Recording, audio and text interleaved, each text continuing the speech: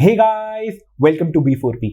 आज की वीडियो में हम लोग बात करने वाले हैं about the importance of stock turnover या फिर हम कह सकते हैं स्टॉक रोटेशन एंड कैसे एक रिटेलर की अर्निंग स्टॉक रोटेशन के थ्रू ज्यादा एनहांस हो जाती है, ज्यादा बढ़ जाती है।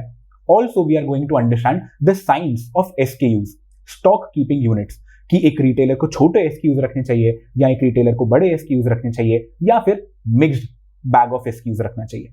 तो चलिए शुरू करते हैं।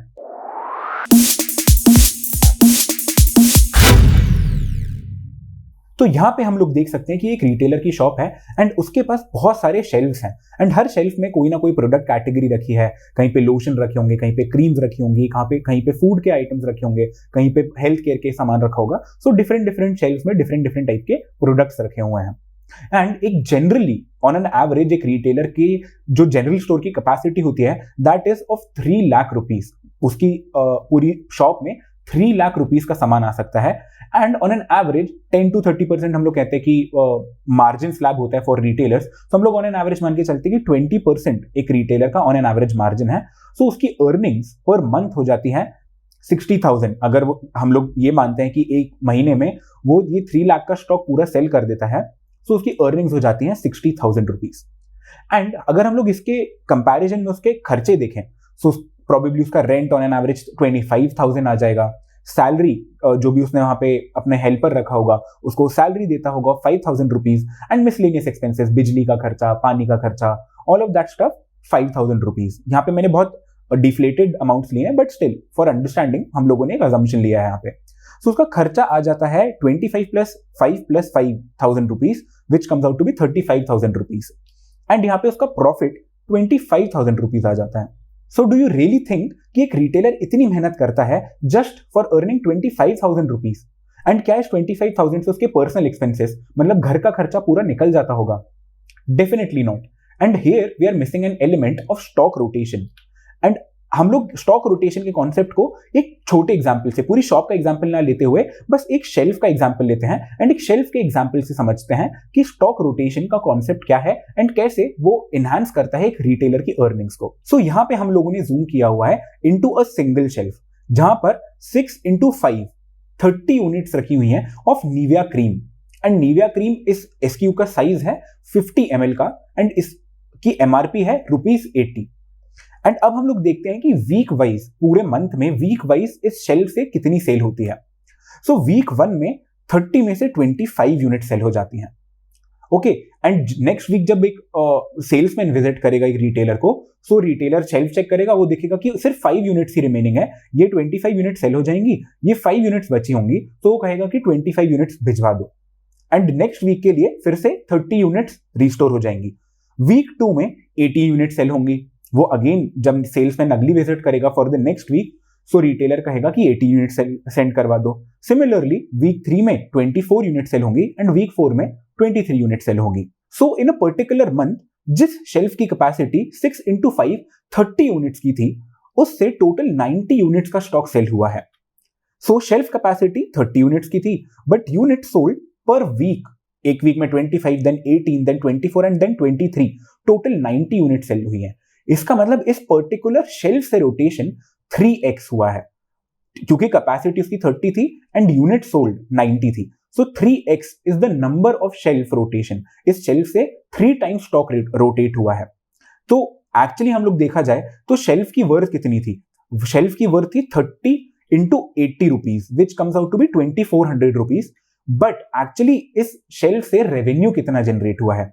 इस शेल्फ से रेवेन्यू जनरेट हुआ है ऑफ 7,200 रुपीज। 2400 मतलब 90 × 80 which comes out to be 7,200 rupees. 7,200 रुपए का स्टॉक सेल हुआ है from this particular shelf.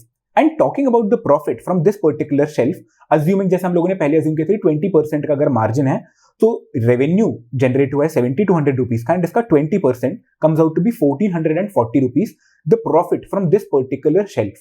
But क्या किसी तरह ये 1,440 रुपीज का प्रॉफिट बढ़ सकता है? क्या इसकी कोई टेक्निक है?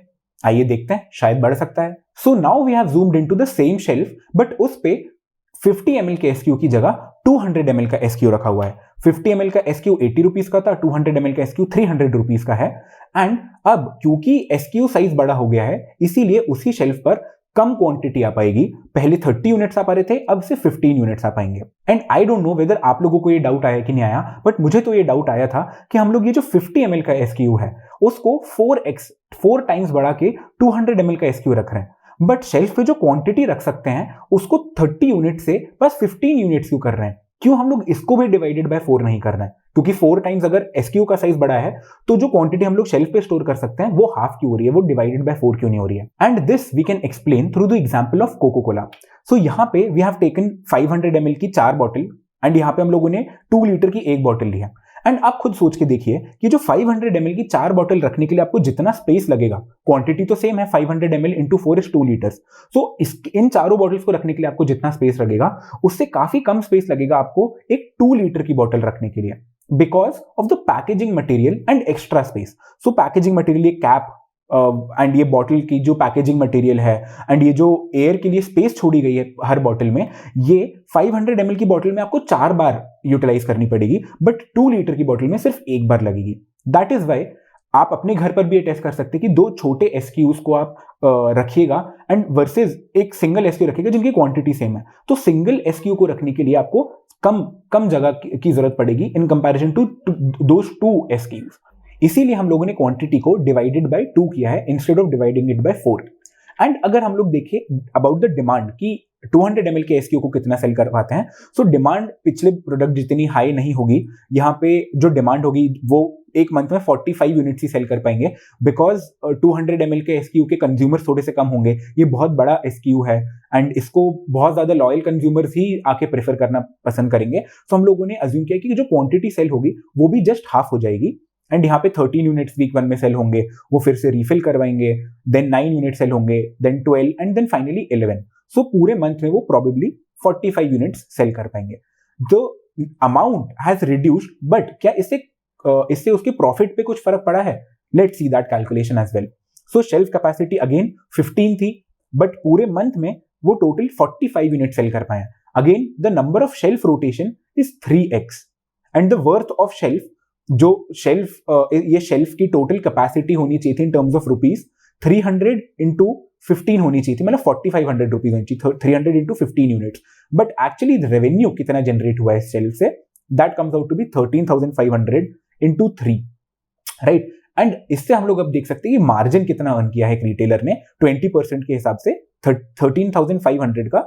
सो इस बार उसने मार्जिन अर्न किया है 2700 इन कंपैरिजन टू 1440 रुपीज जो वो छोटा SKU रखने पर कर रहे थे। बट यहां पे एक चीज हो रही है, this particular retailer is missing out on the consumers जो छोटा SKU खरीदना चाहते हैं, वो मिस आउट कर रहे हैं।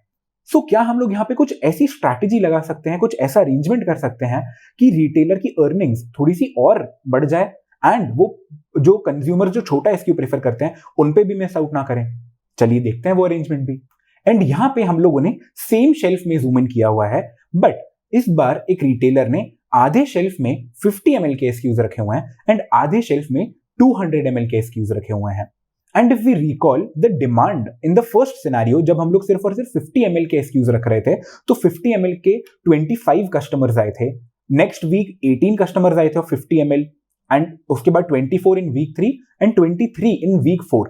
And in the case of 200 ml वाले SKU 13 consumers आए थे in week 1, 9 consumers in week 2, 12 consumers in week 3 and 11 consumers in week 4।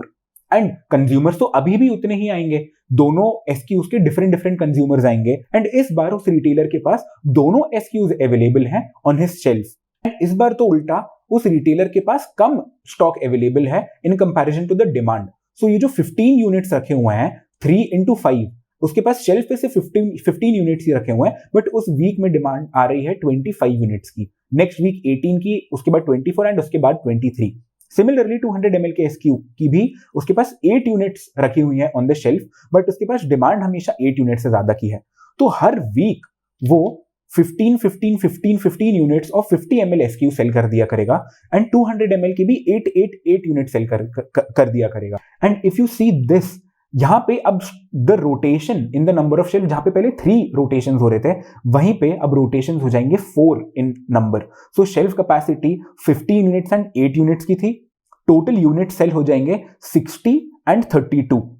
The number of shelf rotation 4 बार हो जाएगा। इस शेल्फ का स्टॉक 4 बार रोटेट हो रहा है, हर वीक रोटेट हो रहा है, मतलब मंथ में 4 बार रोटेट हो रहा है। शेल्फ की वर्थ एक्चुअली में थी 3600, मतलब यहां पे 80 into 15 which comes out to be 1200 and 300 into 8 so 2400। इन दोनों का सम है 3600, बट एक्चुअली ये 4 बार सेल हो रहा है which comes out to be 14,400 and इसका 20% comes out to be 2880 rupees, and this is how the profit of retailer will come out to be optimum and maximum. And now finally if we come back to retailer की earning, and यहां पे हम लोग देखें कि जैसे 25,000 rupees के लिए हम कह रहे थे कि रिटेलर वर्क करता है, एक्चुअली 25,000 रुपीज के लिए वर्क नहीं करता। अगर वो पूरा stock of this 3 lakh rupees उसको 4 बार रोटेट कर दे तो उसकी ये जो अर्निंग है वो हो जाएगी multiplied by 4 which comes out to be 2,40,000 and उसके एक्सपेंसेस होंगे ऑफ 35,000 ओनली, एंड इस बार उसका profit from that particular shop पर month will come out to be 2,05,000। And ये जो हम लोगों ने साइन समझा of keeping variety of SKUs and the importance of shelf rotation या फिर स्टॉक टर्नओवर, इतना हर रिटेलर इंडिया में इतना ज्यादा पढ़ा लिखा नहीं होता है। कुछ रिटेलर्स होते हैं जो कि बहुत ज्यादा पुराने होते हैं, उनको इस चीज का एक्यूमेन होता है, इस चीज की नॉलेज होती है, बट अनफॉर्चुनेटली सारे रिटेलर्स को इतनी नॉलेज नहीं होती है। That is why it is your role if you are working within a company to educate the retailers and make them feel valued कि सर हम लोग आपकी प्रॉफिट के बारे में चिंता करते हैं, एंड इसीलिए आप ऐसे स्टॉक की प्लेसमेंट करिए, ऐसे SKU की परचेज फ्रॉम द कंपनी करिए जिसमें आपका फायदा होगा। That is your role within the particular company. Thank you so much for watching this video guys. We at B4P hope कि आपको इस वीडियो के थ्रू कुछ नया सीखने को मिला होगा, and if that has happened do drop us a like and subscribe to our channel, also click the notification bell because ऐसी हम लोग और भी बहुत सारी वीडियोस ला रहे हैं, and you surely don't want to miss out on the content which makes you learn. Thank you so much, God speed.